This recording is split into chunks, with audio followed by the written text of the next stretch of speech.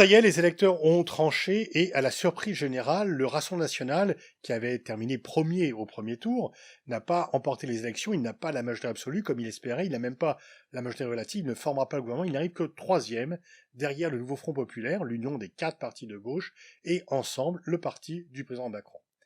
Les électeurs ont déjoué les pronostics parce que jusqu'à dimanche, on pensait que c'était le Rassemblement national qui arriverait premier. Que s'est-il passé? Eh bien, visiblement, il y a une très forte mobilisation, et autant le Rassemblement national mobilise ses électeurs, autant il mobilise aussi les gens qui ne veulent pas le voir arriver au pouvoir, et ceux-ci ont été 2 fois plus nombreux que ceux qui voulaient le voir arriver au pouvoir. Et cette peur de voir le RN arriver au pouvoir a fait de nombreux désistements, il y a eu très peu de triangulaires, nettement moins que prévu, 300 étaient possibles, il n'y a eu que 90. Que va-t-il se passer maintenant? On ne sait pas trop parce que le système que De Gaulle a mis en place, avec un système d'élection à 2 tours, généralement donne des majorités claires, avec un parti qui peut gouverner, un président qui a tous les pouvoirs.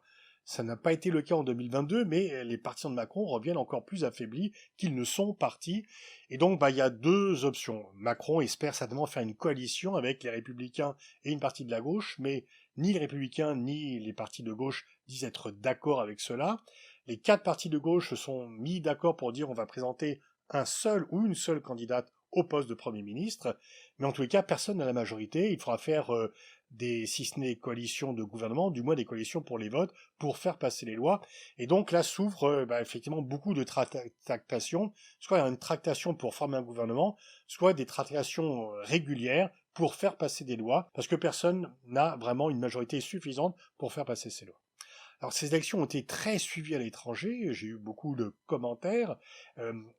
Jusqu'à dimanche, les gens pensaient que le RN serait le premier parti de France, et il y avait beaucoup d'interrogations, beaucoup d'inquiétudes aussi, voire beaucoup d'anxiété, pour 2 raisons. La première raison, c'est que en fait, les pays étrangers, notamment partenaires de la France, n'aiment pas l'inconnu. On aime bien ce qui est connu, et le Rassemblement national n'est pas connu. Il n'a jamais été au pouvoir, on ne sait pas ce qu'il peut donner, et donc il y avait beaucoup d'interrogations de savoir quelles sont leurs compétences, est-ce qu'ils seront en mesure de former un gouvernement, est-ce qu'ils peuvent gérer l'économie. Et puis il y avait une autre inquiétude qui était les aspects, disons, les moins reluisants du Rassemblement national, le côté un peu anti-européen, le côté un peu discrimination, le côté raciste pour certains, qui faisait craindre que pour les pays qui coopèrent d'habitude avec la France, ça allait être plus difficile, ça allait être plus compliqué.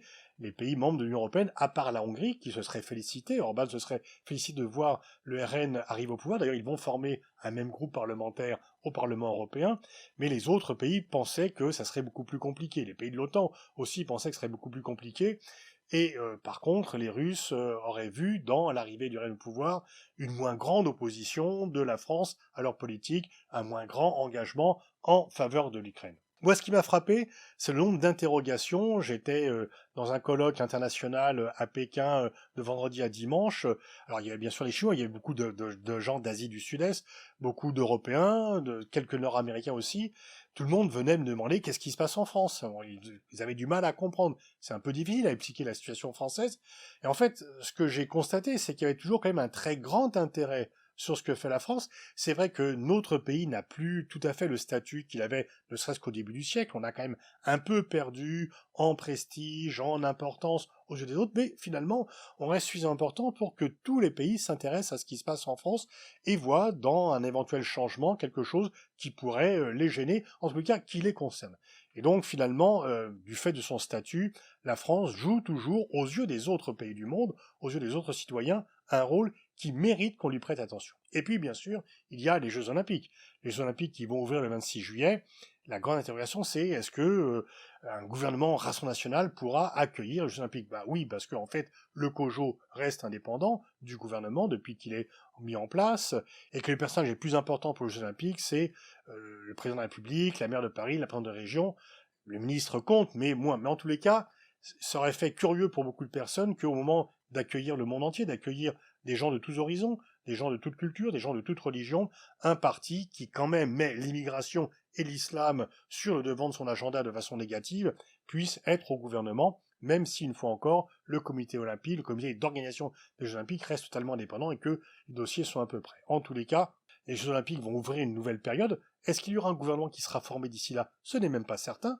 le gouvernement expédie les affaires courantes, il y a toujours celui-ci qui ne peut pas faire de grands projets nouveaux, mais peut-être que ça sera le même gouvernement qui sera encore en place le 26 juillet s'il n'y a pas eu d'accord. Là, on va rentrer dans une époque de tractation inhabituelle sous la Ve République.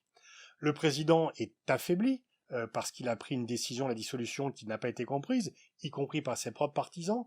C'est vrai que le regard que le monde extérieur porte sur lui est, le moins qu'on puisse dire, moins admiratif, et que quand on est affaibli sur la scène intérieure, on est moins solide sur la scène internationale. Mais s'il devait y avoir une cohabitation avec un gouvernement plutôt axé à gauche et le président, ce n'est pas pour autant que la France verrait son aura disparaître. Il y a déjà eu 3 périodes de cohabitation dans l'histoire de la Ve République. Entre 86 et 88, entre 93 et 95, Mitterrand était président, Chirac puis Balladur était Premier ministre, et entre 97 et 2002, c'est Chirac qui était président, qui avait aussi dissous, lui aussi à la surprise générale, et avec l'effet tout à fait inverse de celui escompté, il voulait renforcer son majorité, il a perdu le pouvoir. Mais finalement, Jospin était Premier ministre, Védrine était ministre des Affaires étrangères, Richard ministre de la Défense, et dans ces périodes de cohabitation, la France a su faire entendre sa voix à l'étranger. Elle n'a pas disparu de la circulation parce que le président et le gouvernement ont été assez intelligents pour ne pas tenter de se batailler en public et ont trouvé des points d'accord et qu'il est peut-être plus facile de trouver des points d'accord sur la scène internationale que sur les questions de politique intérieure, même s'il y a moins de consensus sur les affaires étrangères qu'il y avait auparavant. Et donc même en cas de cohabitation, la France pourra, si les acteurs sont assez intelligents pour s'entendre sur les choses essentielles, et sur le fait que la France doit continuer à avoir une diplomatie active, eh bien la France pourra continuer, même en cas de cohabitation, à avoir un rôle actif si elle le souhaite.